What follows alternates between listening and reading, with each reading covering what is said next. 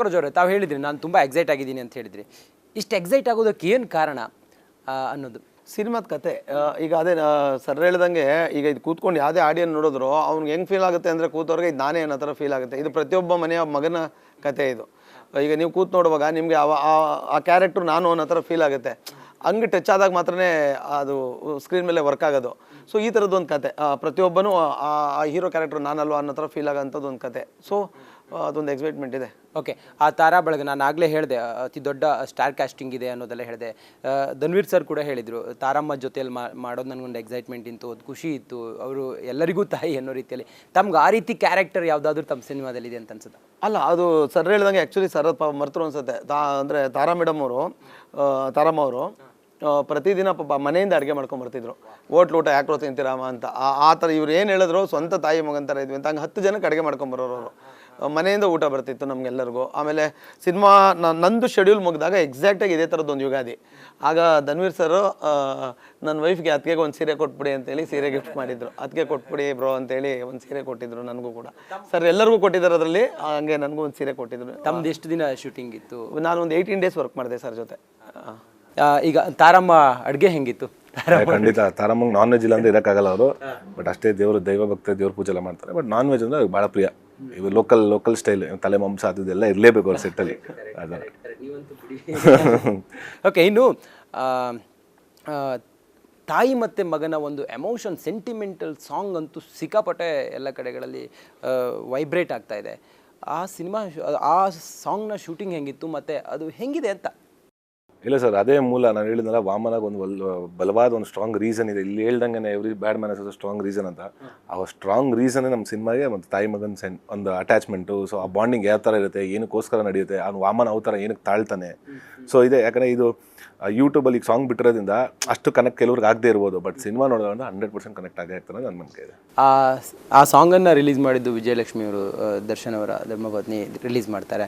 ಅದು ತಮ್ಗೆ ಎಷ್ಟು ಸ್ಪೆಷಲ್? ತುಂಬ ಖುಷಿ ಆಯ್ತು ಸರ್. ಯಾಕಂದ್ರೆ ಅವ್ರು ಯಾವತ್ತೂ ಲೈಮ್ ಲೈಟ್ ಇಷ್ಟಪಡದೇ ಇರೋರು, ಸ್ವಲ್ಪ ಇದರಿಂದ ಎಲ್ಲ ದೂರ ಹಿಂದೆನೇ ಇರೋರು.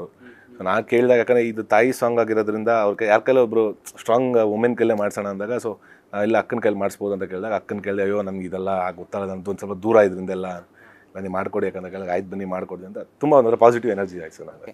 ಈ ಸಿನಿಮಾದ ಹಿಂದೆ ಒಂದು ಶಕ್ತಿ ಇದೆ. ಖಂಡಿತ. ಈ ಸಿನಿಮಾದ ಹಿಂದೆ ಒಂದು ಲೈಟ್ ಇದೆ, ಒಂದು ಬೆಳಕಿದೆ. ಏನು ಹೇಳ್ತೀರಿ? ಈ ಸಿನಿಮಾದ ಹಿಂದೆ ಒಂದು ಶಕ್ತಿ ಇದೆ, ಒಂದು ಬೆಳಕಿದೆ, ಒಂದು ದರ್ಶನ ಇದೆ. ಅದೆಷ್ಟು ತಮಗೆ ಬಲವಾಗಿ ನಿಂತ್ಕೊಂಡಿದೆ? ಖಂಡಿತ ಸರ್. ನಾನು ಇವತ್ತಿಂದ ಅಂತಲ್ಲ ಸರ್, ನಾನು ಸಿನಿಮಾ ಇಂಡಸ್ಟ್ರಿಗೆ ಬಂದಾಗಿಂದನೂ ನಾನು ಎಲ್ಲ ಸಿನಿಮಾಗಳಿಗಾಗಿರ್ಬೋದು ಅಥವಾ ಪ್ರತಿಯೊಂದು ಈಗಿಡೋ ಹೆಜ್ಜೆಯಲ್ಲೂ ನನ್ನ ಸಿನಿಮಾ ಇಂಡಸ್ಟ್ರಿಲಿ ಅವ್ರದ್ದೊಂದು ಬೆನ್ನೆಲುಬಾಗಿ ಯಾವತ್ತೂ ಸಪೋರ್ಟಿವ್ ಆಗಿದ್ದಾರೆ. ಸೊ ನಾನು ಏನೇ ಮಾಡೋಕ್ಕಿಂತ ಮುಂಚೆ ಒಂದು ತಿಳಿಸ್ಬಿಟ್ಟೆ ನಾನು ಮುಂದೆ ಮಾಡೋದು. ಸರ್, ತಾವು ಹೇಳ್ತಿದ್ರಿ ನನಗೆ ಮಾಸ್ ಕ್ಯಾರೆಕ್ಟರ್ ಇಷ್ಟ ಆಗುತ್ತೆ, ನನ್ನನ್ನು ಜನ ಮಾಸ್ ಕ್ಯಾರೆಕ್ಟರ್ನಲ್ಲಿ ಇಷ್ಟಪಡ್ತಾರೆ ಅಂತ ಹೇಳ್ತಾ ಇದ್ರಿ. ತಮ್ಮ ಮಾಸ್ ಕ್ಯಾರೆಕ್ಟರ್ಗೆ ಒಂದು ಇನ್ಸ್ಪಿರೇಷನ್ ಅಥವಾ ಒಬ್ಬ ವ್ಯಕ್ತಿ ಬೇಕಲ್ಲ, ಅವನು ನೋಡಿ ನಾನು ಹಿಂಗೆ ಮಾಡಬೇಕು ಅಂಥೇಳಿ ಅಂದ್ಕೊಂಡೆ ಅಥವಾ ನಾನು ಹಿಂಗೆ ಆಗಬೇಕು ಅನ್ನೋದೆಲ್ಲ ವಿಚಾರ ಇದ್ರೆ ಅದು ಯಾರು ಸರ್? ಸರ್ ಆ ಥರದಂತ ಏನಿಲ್ಲ. ನಾನು ಯೂಶ್ವಲಿ ನಂಗೆ ಸಿನಿಮಾಗಳು ನೋಡಿದಾಗ ಜಾಸ್ತಿ ನಾನು ನೋಡ್ತಾ ಇದ್ದೆ ಆ್ಯಕ್ಷನ್ ಈ ಥರ ಸಿನಿಮಾಗಳೇ. ಸೊ ಅದ್ರಲ್ಲಿ ನಾವು ನೋಡ್ಬೇಕಾದ್ರೆ ಅದನ್ನ ನಾವು ಇಮ್ಯಾಜಿನೇಷನ್ ಮಾಡ್ಕೋತೀವಲ್ಲ. ಸೊ ನನಗೆ ಅವಾಗಿಂದನೂ ಅಷ್ಟೇ ಬಜಾರ್ ಮಾಡಿದ್ದೆ. ಅವಾಗ ನನಗೆ ಇಷ್ಟ ಆಗಿದೆ ಮಾಸ್ ಜಾನರ್ ಆಗಿದ್ದು, ಅಲ್ಲಿಂದನೇ ನಾನು ಸ್ಟಾರ್ಟ್ ಮಾಡಿದ್ದೆ. ಆ ಲವ್ ಸ್ಟೋರಿ ಎಲ್ಲ ಹೆಂಗಿದೆ ಸರ್? ಲವ್ ಸ್ಟೋರಿ ತುಂಬ ಚೆನ್ನಾಗಿದೆ, ಯೂತ್ಫುಲ್ ಆಗಿ ಇವತ್ತಿನ ಟ್ರೆಂಡಿಗೆ ಏನು ಬೇಕೋ ಅದೇ ತಕ್ಕಂಗೆ ಇದೆ. ನಾನು ಹೇಳಿದ್ನಲ್ಲ ಸರ್, ವಾಮನ ಅನ್ನೋದು ಇದ್ರ ಬೇಸ್ಡ್ ಮೇಲೆ ಸಿಂಗಲ್ ಪ್ಯಾಟರ್ನ್ ಹತ್ರ ಇಲ್ಲ, ಪ್ರತಿ ಒಂದು ಮಿಕ್ಸ್ಚರ್ ಇದೆ. ಫ್ರೆಂಡ್ಶಿಪ್, ಸ್ನೇಹಕ್ಕೂ ಇದೆ, ತಾಯಿ ಸೆಂಟಿಮೆಂಟ್, ಕಂಪ್ಲೀಟ್ ಇದೆ ಮಿಕ್ಸ್ಚರ್ ಸಿನಿಮಾ. ಕಾಕ್ರೋಚ್ ಅವರೇ, ಈಗ final fight, last conclusion fight ಬಗ್ಗೆ ತಾವು ಮಾತಾಡ್ತಾ ಇದ್ರಿ.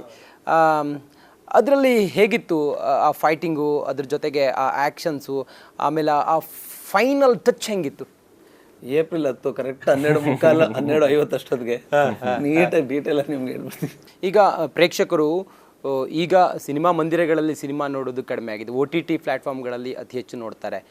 ಜನ ಸಿನಿಮಾ ಮಂದಿರಕ್ಕೆ ಬಂದು ತಮ್ಮ ವಾಮನ ಸಿನಿಮಾವನ್ನು ಯಾಕೆ ನೋಡಬೇಕು ಅಂತ ತಮಗನ್ಸುತ್ತೆ? ಆ ಸಿನಿಮಾದಲ್ಲಿ ಏನಿದೆ ಅಂಥದ್ದು ಅಂತ? ಸರ್, ನಾವೇನೋ ಒಂದು ದೊಡ್ಡ ಅದ್ಭುತ ಸಿನಿಮಾ ಮಾಡಿದ್ವಿ ಅನ್ನೋ ಥರ ಇಲ್ಲ. ಸರ್ವೇ ಸಾಮಾನ್ಯವಾಗಿ ಎಲ್ಲರ ಜೀವನದ ಬದುಕಲ್ಲಿ ನಡೆಯುವಂಥ ಕೆಲವು ಘಟನೆಗಳನ್ನ ಇಟ್ಕೊಂಡೇ ಪ್ರತಿಯೊಬ್ಬರಿಗೂ ಟಚ್ ಆಗೋವಂಥ ಒಂದೊಂದು ಅಂಶಗಳಿದೆ ಸಿನಿಮಾಲಿ.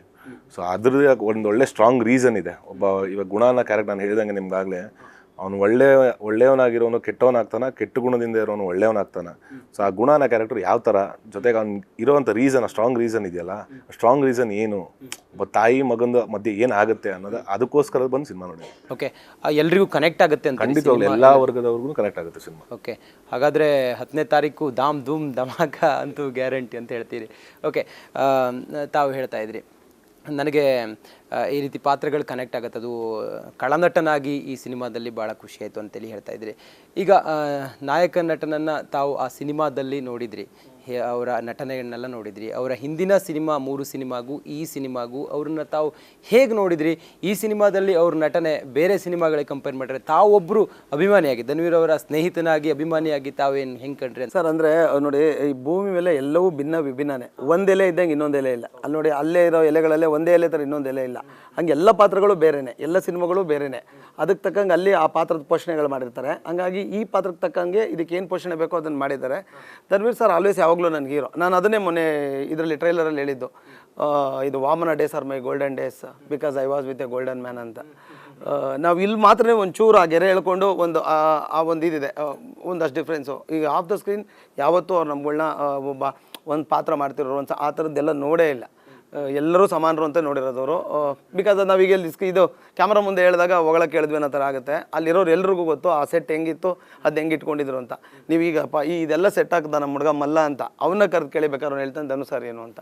ಒಂದೇ ಸಮವಾಗಿ ಎಲ್ಲರೂ ನೋಡಿರೋದವರು, ಬಿಕಾಸ್ ಎಲ್ಲರೂ ಜೊತೆಲಿ ಇರ್ತಿದ್ವಿ, ಅಷ್ಟು ಪ್ರೀತಿಯಿಂದ ನೋಡ್ಕೊಂಡಿದ್ದಾರೆ. ಓಕೆ, ನಿರ್ಮಾಪಕರ ಬಗ್ಗೆ ನಾವು ಮಾತಾಡಿಲ್ಲ. ನಿರ್ಮಾಪಕರು ತಮ್ಗೆ ಎಷ್ಟು ಸಪೋರ್ಟಿವ್ ಆಗಿದ್ರು, ಮತ್ತು ಇಡೀ ಸಿನಿಮಾದಲ್ಲಿ ಅವರು ಯಾವಾಗಲೂ ಬಂದು ಹೋಗ್ತಾ ಅಥವಾ ಎಲ್ಲ ಅಪ್ಡೇಟ್ಗಳನ್ನು ಹೆಂಗೆ ಯಾವ ಥರ ಇತ್ತು ಅಂತ? ಇಲ್ಲ ಸರ್, ಈ ಸಿನಿಮಾಗೆ ಏನು ಬೇಕಿತ್ತೋ ಅದಕ್ಕೆ ಅವಶ್ಯಕತೆಗಳು ಏನಿತ್ತು, ಈ ಸಿನಿಮಾ ಬಗ್ಗೆ ಏನು ನಮ್ಮ ಡೈರೆಕ್ಟರ್ ಬರ್ದಿರೋಂಥ ಕತೆಗೆ ಯಾವ ರೀತಿ ಅದು ಜಸ್ಟಿಸ್ ಮಾಡಬೇಕಿತ್ತು, ಖಂಡಿತವಾಗ್ಲೂ ಅದು ಈಕ್ವಿನಾಕ್ಸ್ ಗ್ಲೋಬಲ್ ಎಂಟರ್ಟೈನ್ಮೆಂಟ್ ಖಂಡಿತವಾಗೂ ಮಾಡಿಕೊಟ್ಟಿದೆ. ಅದ್ರ ತಕ್ಕನಂಗೆ ಏನೇನು ಇವಾಗ ಅದಕ್ಕೇನು ವ್ಯವಸ್ಥೆಗಳು ಮಾಡಬೇಕಿತ್ತು, ಈಗ ಫೈಟ್ ಆಗಲಿ ಪ್ರತಿಯೊಂದಾಗಲಿ ಅಷ್ಟು ಅದ್ದೂರಿಯಾಗಿ ಬಂದಿದೆ, ಅವ್ರು ಜಸ್ಟಿಸ್ ಮಾಡಿದ್ದಾರೆ ಸರ್, ಖಂಡಿತವಾಗ್ಲೂ ಜಸ್ಟಿಸ್ ಮಾಡಿದ್ದಾರೆ ಸರ್. ನೀವು ಭಾಳ ಸಲ ತಮ್ಮ ಇಂಟರ್ವ್ಯೂಗಳಲ್ಲಿ ಮಾತಾಡುವಾಗ ಆ ಸಿನಿಮಾ ಬಗ್ಗೆ, ಆ ಸಿನಿಮಾ ಟೈಟಲ್ ಆಗಿರ್ಬೋದು ಅಥವಾ ಏನಾದರೂ ತಮ್ಮ ಮಾತಲ್ಲಿ ಒಂದು ಪ್ರಾಸ ಬರೋದಂತೆ, ಏನಾದರೂ ಈ ಸಿನಿಮಾದ ಟೈಟಲ್ ನೋಡಿ ಏನಾದರೂ ಒಂದು ಪ್ರಾಸ ಹೇಳೋದಾದ್ರೆ ಏನು ಹೇಳ್ತೀರಿ ಸರ್? ವಾಮನನಿಂದ ಹೋದ್ರೆ ಜೀವನ, ರಾವಣನಿಂದ ಹೋದ್ರೆ ಮರಣ ಅಂತ. ಚೆನ್ನಾಗಿದ್ರು. ನಿಜವಾಗ್ಲೂ ಮಾತಾಡೋಣ. ಚಿತ್ರದ ನಿರ್ದೇಶಕರು ನಮ್ಮನ್ನು ಕೂಡ್ಕೊಂಡಿದ್ದಾರೆ, ಶಂಕರ್ ರಾಮನ್ ಅವರೇ. ನಮಸ್ಕಾರ ಶಂಕರ್ ರಾಮನ್ ಅವರೇ, ಕಾರ್ಯಕ್ರಮಕ್ಕೆ ಸ್ವಾಗತ. ನಿಮಗೆ ಹೇಗಿದ್ದೀರಿ? ಚೆನ್ನಾಗಿದ್ದೀನಿ. ಒಂದು ನಿರಾಳತೆ ಹೆಂಗಿದೆ ಈಗ? ಸಿನಿಮಾ ಶೂಟಿಂಗ್ ಎಲ್ಲ ಆಗಿ ಟ್ರೇಲರ್ ರಿಲೀಸ್ ಆಗಿ ಆ ಪೀಸ್ಫುಲ್ ಮೈಂಡ್ ಹೆಂಗಿದೆ ಈಗ? ಪೀಸ್ಫುಲ್ ಮೈಂಡ್ ಅನ್ನೋದಕ್ಕಿಂತ ಗ್ರೇಸ್ಫುಲ್ ಮೈಂಡು. ಅಂದರೆ ಏಪ್ರಿಲ್ 10, ಸೊ ಸಿನಿಮಾ ಬರ್ತಿದೆ. ಇಷ್ಟೆಲ್ಲ ದುಡ್ದಿರೋದು ಅದಕ್ಕಾಗಿಯೇ ಅಲ್ವಾ? ಸೊ ಹಂಗಾಗಿ ಆ ಒಂದು ತಾರಾತುರಿ, ಆ ಒಂದು ಎಕ್ಸೈಟ್ಮೆಂಟ್ಸ್ ಇದೆ. ತಮ್ಮ ಹೋಮ್ವರ್ಕ್ ಹೆಂಗಿತ್ತು ಈ ಸಿನಿಮಾಗೆ? ಅಂದರೆ ಹೋಮ್ವರ್ಕು ಏನಿತ್ತು ಅಂದರೆ ಬೇಸಿಕಲಿ ಬರಹಗಾರನಾಗಿರೋದ್ರಿಂದ ಹೀರೋ ಸರ್ಗೆ ಇವಾಗ ನನ್ನ ಮೇಲೆ ಒಂದು ನಂಬಿಕೆ ಇತ್ತು. ಕತೆ, ಆ ಒಂದು ನಿರೂಪಣೆ ಹೇಳೋ ಶೈಲಿಯಲ್ಲೆಲ್ಲ ನಂಬಿಕೆ ಇತ್ತು. ಎಕ್ಸಿಕ್ಯೂಷನ್ ಅಂತ ಬಂದಾಗ ಎಕ್ಸಿಕ್ಯೂಷನ್ಗೆ ಯಾವ ರೀತಿ ಟೀಮ್ ಸಪೋರ್ಟ್ ಮಾಡುತ್ತೆ ಮತ್ತು ಇಡೀ ತಂಡ ಯಾವ ರೀತಿ ಸಪೋರ್ಟ್ ಮಾಡುತ್ತೆ ಅನ್ನೋದಿತ್ತು. ಅದು ಪ್ರೊಡಕ್ಷನ್ ಹೌಸು ಚೇತನ್ ಸರಿಂದ ಹಿಡಿದು, ಹೀರೋ ಸರಿಂದ ಹಿಡಿದು, ಹೀರೋಯಿನು ಮತ್ತು ಕೋ ಆರ್ಟಿಸ್ಟ್ ಯಾರ್ಯಾರೆಲ್ಲ ಮಾಡಿದ್ದಾರೆ ಅವರು, ಮೈನ್ಲಿ ಟೆಕ್ನಿಷಿಯನ್ಸು ಎಲ್ಲ ಅನುಭವಿಸ್ತ್ರನ್ನೇ ಕೊಟ್ಟಾಗ ಆ ನಿರ್ದೇಶಕನ ಕನಸು ಏನು ಆಗಬೇಕೋ ಅದಾಗಿದೆ ಅನ್ನೋದೇ ಪಾಯಿಂಟು. ಸೊ ಹಂಗಾಗಿ ಆ ಪ್ರಿಪ್ರೇಷನ್ಸ್, ಹೋಮ್ವರ್ಕ್ ಏನಿತ್ತೋ ಅದೆಲ್ಲನೂ ಎಕ್ಸಿಕ್ಯೂಟ್ ಆಗಿ ಬಂದಿರೋದೇ ವಾಮನ. ಇಂಡಿವಿಜುವಲ್ ಈ ವಾಮನ ಸಿನಿಮಾದ ಟ್ರೇಲರನ್ನು ದರ್ಶನ್ ರಿಲೀಸ್ ಮಾಡ್ತಾರೆ, ಒಂದು ವಿಡಿಯೋ ಮಾಡಿ ಅವ್ರು ಹೊರಗಡೆ ಇದ್ದದ್ರಿಂದಾಗಿ ತಮಗೆ ಇಷ್ಟು ಸಪೋರ್ಟ್ ಮಾಡಿದ್ದಾರೆ. ತಮ್ಗೆ ಅದೆಷ್ಟು ಖುಷಿ ಅನಿಸುತ್ತೆ ಸರ್? ಖುಷಿ ಅನ್ನೋದಕ್ಕಿಂತ ಚಾಲೆಂಜಿಂಗ್ ಸ್ಟಾರ್, ಒಬ್ಬ ದಿಗ್ಗಜ ನಟ. ಹೌದು. ಎಂತ ಇವಾಗ ಚಾಲೆಂಜಿಂಗ್ ಸ್ಟಾರ್ ಅಂತ ಹೇಳಿದ್ರೆ ನಿಮ್ಗೆ ಅದು ಗೊತ್ತು ಯಾಕೆ ಅವರು ಚಾಲೆಂಜಿಂಗ್ ಸ್ಟಾರ್ ಅಂತ. ಮತ್ತು ಪ್ರತಿಯೊಬ್ಬರಿಗೂ ಅವ್ರ ಇನ್ಸ್ಪೈರಿಂಗ್ ಪರ್ಸ್ನಾಲಿಟಿ, ಅವ್ರ ಹಂಬಲ್ನೆಸ್ ಇರ್ಬೋದು, ಅವ್ರ ಮಾತಿರ್ಬೋದು, ನೈಜವಾಗಿ ಮಾತಾಡೋವಂಥದ್ದು, ಫೇಕ್ ಇಲ್ಲದೆ ಇರೋವಂಥ ಒಂದು ದೈತ್ಯ ಅವರು. ಸೊ ಆ ಒಂದು ವ್ಯಕ್ತಿತ್ವ ನಮಗೆ ಬಂದು ಹಂಬಲಾಗಿ ಹೀರೋ ಸರ್ ಕೇಳಿದಾಗ ಮಾಡಿಕೊಟ್ಟಿದ್ದಾರೆ. ಅಂದರೆ ಒಂದು ಹೀರೋ ಸರ್ ಮೇಲೆ ಇರೋವಂಥ ಪ್ರೀತಿ ಅವ್ರಿಗೆ, ಮತ್ತು ಸಿನಿಮಾ ಮೇಲೆ ಇರೋವಂಥ ಪ್ರೀತಿ. ನೀವು ಆ ವಿಡಿಯೋ ಬೈಟ್ಸಲ್ಲಿ ನೋಡಿದ್ರೂ ಕನ್ನಡಕ್ಕಾಗಿ, ಕನ್ನಡ ಸಿನಿಮಾಗಾಗಿ ಮಾತಾಡಿದಾರಲ್ಲ, ಅದು ಅವ್ರ ತೂಕ ಎಲ್ಲಿ ಅಂತ ಗೊತ್ತಾಗುತ್ತೆ. ಹೌದು. ತಾವು ಎಷ್ಟು ಎಕ್ಸೈಟ್ ಆಗಿದ್ದೀರಿ ಸರ್ 10ನೇ ತಾರೀಕಿಗೆ? ಎಷ್ಟು ಎಕ್ಸೈಟ್ ಆಗಿದ್ದೀರಿ ತಾವು? ಸರ್ ನನಗೆ ನೆನಪಿದೆ ಸರ್, ನಾನು ಡಿಗ್ರಿ ಮುಗಿಸಿರೋನು, ಆಮೇಲೆ ಕನ್ನಡ MA ಮಾಡಿರೋದು ಲಿಟ್ರೇಚರು. ನನಗೆ ಈ ಏಪ್ರಿಲ್ ಅನ್ನೋವಾಗ ಬರೋ ನಡ್ಕಾನೆ ಏನಂದರೆ ರಿಸಲ್ಟದು. ಸೊ ಇದೊಂದು ಪಬ್ಲಿಕ್ ಎಕ್ಸಾಮಾ ಇಲ್ಲ ನೀಟಾ ಏನೋ ಗೊತ್ತಿಲ್ಲ ಸರ್, ಬಟ್ ಆ ನರ್ವಸ್ನೆಸ್ ಅಂತೂ ಇದೆ. ಇಡೀ ಕರ್ನಾಟಕದ ಜನತೆ ಯಾವಾಗಲೂ ಈ ಚೊಚ್ಚಲ ನಿರ್ದೇಶನ ಮಾಡುವಾಗ ಒಂದು ಸ್ವಲ್ಪ ಊಫಿ ಮತ್ತು ಮಾಫಿ ಇರುತ್ತೆ. ಆ ಊಫಿ ಮಾಫಿ ಕೊಟ್ಟು ವಾಮನ ನೋಡಬೇಕು ಅಂತ ಹೇಳಿ ಚೊಚ್ಚಲ ನಿರ್ದೇಶಕನಾಗಿ ನಾನು ಖಂಡಿತವಾಗ್ಲೂ ಕೂಡ ನಮ್ಮ ಕನ್ನಡದ ಜನ ಅವ್ರು ಯಾವಾಗಲೂ ನಿಮ್ಮ ಕೈ ಬಿಡೋದಿಲ್ಲ, ನಿಮ್ಮ ಜೊತೆಗೆ ನಿಲ್ತಾರೆ ಅನ್ನೋ ಭರವಸೆ ನಮಗಿದೆ ಸರ್. ಧನ್ವೀರ್ ಸರ್, ತಮ್ಮ 4ನೇ ಸಿನಿಮಾ ಇದು. ಈ ಸಿನಿಮಾದ ಮೂಲಕ ನೀವು ಗುಣ ಆಗಿ ಜನರ ಮುಂದೆ ಬರ್ತಾ ಇದ್ದೀರಿ. ಏನು ಹೇಳ್ತೀರಿ ಜನರಿಗೆ? ಏನಿಲ್ಲ ಸರ್, ಇದು 4ನೇ ಚಿತ್ರ. ನನ್ನ ಮೊದಲನೇ 3 ಚಿತ್ರಗಳು ಯಾವ ಥರ ಪ್ರೀತಿ ಪ್ರೋತ್ಸಾಹ ಆಶೀರ್ವಾದ ತೋರಿಸ್ತಾ ಬರ್ತಾಯಿದ್ರು, ಅದೇ ರೀತಿ ಕರ್ನಾಟಕ ಜನತೆ ನಾನು ಕೇಳೋದೇನೆಂದರೆ, ಇದೇ ಏಪ್ರಿಲ್ 10ನೇ ತಾರೀಕು ವಾಮನ ಚಿತ್ರ ರಿಲೀಸ್ ಆಗ್ತಿದೆ. ನಿಮ್ಮ ಹತ್ತಿರ ಚಿತ್ರಮಂದಿರಗಳಲ್ಲಿ ದಯಮಾಡಿ ಬಂದು ಕನ್ನಡ ಚಿತ್ರಗಳನ್ನ ಚಿತ್ರಮಂದಿರದಲ್ಲೇ ನೋಡಿ ಕನ್ನಡ ಚಿತ್ರಗಳನ್ನ ಪ್ರೋತ್ಸಾಹಿಸಿ ಅಂತ ಕೇಳ್ಕೊತೀನಿ. ನಿಮ್ಮ ಪ್ರೀತಿ ಪ್ರೋತ್ಸಾಹ ಆಶೀರ್ವಾದ ಸದಾ ನಮ್ಮಂಥ ಚಿಕ್ಕಲ ಮೇಲೆ ಇದ್ದರೆ ಇನ್ನಷ್ಟು ಮತ್ತಷ್ಟು ಸಿನಿಮಾಗಳು ಮಾಡ್ಕೊಂಡು ಹೋಗ್ತೀವಿ ಅಂತ ಹೇಳ್ತೀನಿ. ಖಂಡಿತವಾಗ್ಲೂ ಸರ್, ನಮ್ಮ ಜೊತೆಲಿ ಟೈಮ್ ಕೊಟ್ಟು ಈ ಸಿನಿಮಾದ ಬಗ್ಗೆ ತಿಳಿಸಿ ತಮ್ಮ ಸ್ಟಾರ್ ಕ್ಯಾಸ್ಟಿಂಗಿಂದ ಹಿಡಿದು ಪ್ರತಿಯೊಂದನ್ನು ಕೂಡ ನಮ್ಮ ಜೊತೆಲಿ ಹಂಚ್ಕೊಂಡ್ರಿ. ಕನ್ನಡಿಗರು ನಿಮ್ಮ ಕೈ ಬಿಡೋದಿಲ್ಲ ಅನ್ನೋ ವಿಶ್ವಾಸ, ಭರವಸೆ ಎಲ್ಲವೂ ಕೂಡ ನಮ್ಮಲ್ಲಿದೆ. ಶುಭವಾಗಲಿ ಸರ್.